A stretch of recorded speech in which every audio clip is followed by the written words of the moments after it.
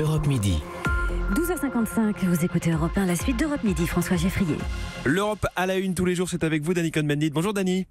Bonjour François. Alors vous nous disiez avant-hier que c'était mal engagé pour que l'Italie ait un gouvernement, et hier, il y a eu une petite surprise.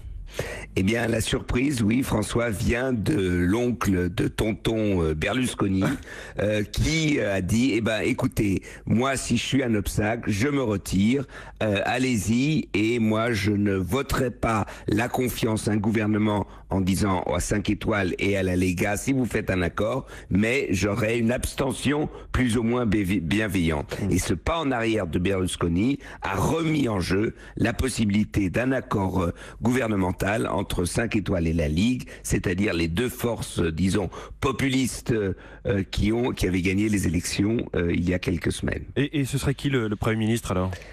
Eh bien, c'est là où il y a deuxième surprise, c'est que les deux têtes de liste, c'est-à-dire Salvini pour la Lega et Di Maio pour 5 étoiles, ont dit « Nous aussi, on fait un pas en arrière.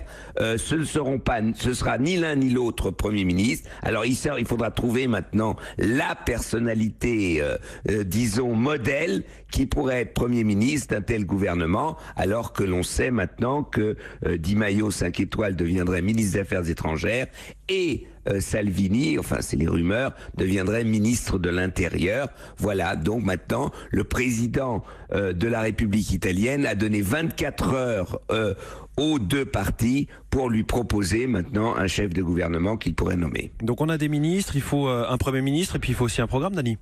Alors là, le programme, c'est assez difficile. C'est que d'un côté, 5 étoiles veut absolument imposer son revenu de citoyenneté qu'il avait promis dans le Sud, qui lui a fait gagner beaucoup de voix dans le Sud, et la Lega veut absolument des baisses d'impôts très importantes. Donc voilà, pour le budget italien, ça va être un véritable casse-tête. Puis il y aura un programme très dur, donc durcissement de la politique d'immigration. Il faut savoir que la Lega est quand même très proche du Front National.